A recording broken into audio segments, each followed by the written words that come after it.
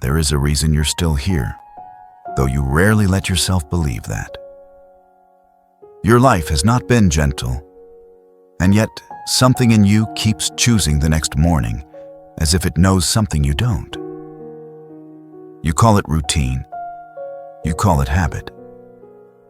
But there is a quiet intention woven into every breath you take, even the ones that feel heavy in your chest. You've carried endings that should have erased you. You've walked through nights that felt like they had no doors. You've stood in the ruins of things you thought would last forever. And somehow your feet kept moving, even when your mind begged them not to. There is a force inside you that refuses to dim. Not loud, not heroic, just steady. A small ember that survives every storm like it has made an agreement with survival itself. You underestimate this part of yourself. The part that gathers the pieces after each collapse.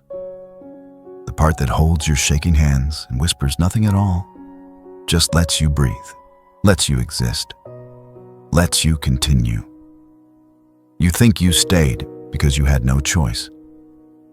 But there were moments, silent, fragile moments, when disappearing seemed easier than standing again. And still, something in you reached for the world one more time. That is not an accident. Every time you wake up, every time you lift your head, every time you take a step you didn't want to take. That is your reason speaking in a language you haven't learned yet. You don't have to understand it. You don't have to name it. You only have to recognize this. The part of you that keeps going is not weak or pointless. It is purposeful. You're still here because your story isn't finished. Because there are moments ahead that need you in them. Because there are versions of you you haven't met yet. Ones that breathe easier, ones that laugh without flinching, ones that look back at this chapter with a kind of awe. You're still here for a reason. And even if you can't see it today, your life has been moving you toward it in ways you have yet to understand.